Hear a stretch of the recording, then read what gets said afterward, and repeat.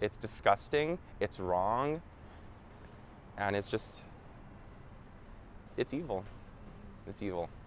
Coy Nolan will never forget that day in May of 2004 when a handful of teachers and religious leaders from his Saskatoon private school visited his childhood home. Nolan says they began yelling, grunting, and making other unintelligible sounds known as speaking in tongues.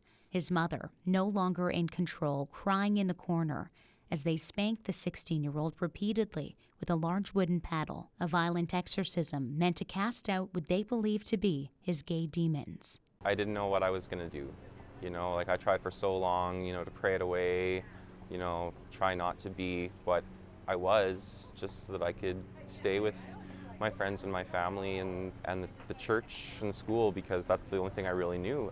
Nolan's classmate and best friend, Caitlin Erickson, remembers wanting to speak out about her own abuse, but holding back for fear of getting paddled.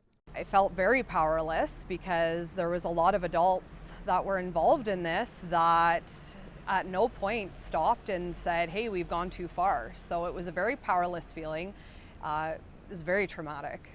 The non-denominational Christian Centre Academy opened in 1982, but didn't receive provincial accreditation allowing students to enter university or college until 1994. Like other private schools, parents pay tuition and fundraise. It's also been receiving Saskatchewan government funding since 2012.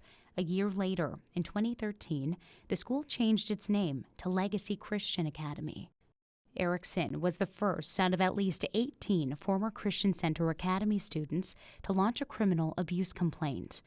The file is now in the hands of Crown prosecutors after a year-long investigation by Saskatoon police.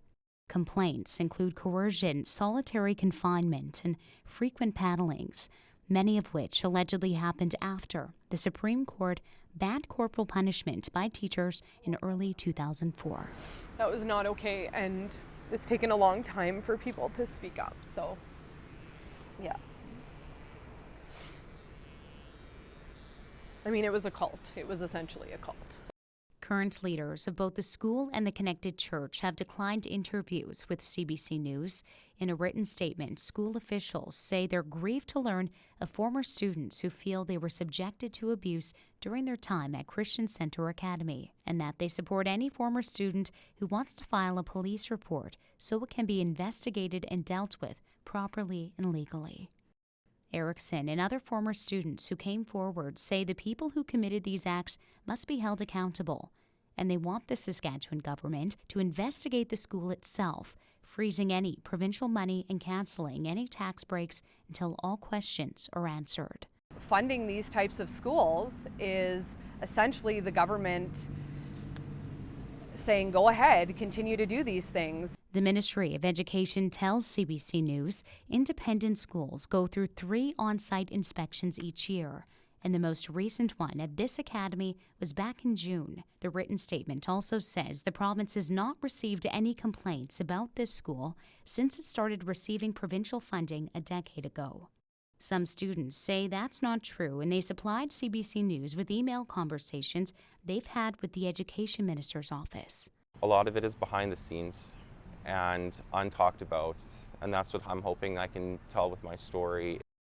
While most teachers have moved on since Nolan and Erickson went to the school, they say some of the same people are still working there and that there has been no effort to apologize or make amends. Jessie Anton, CBC News, Regina.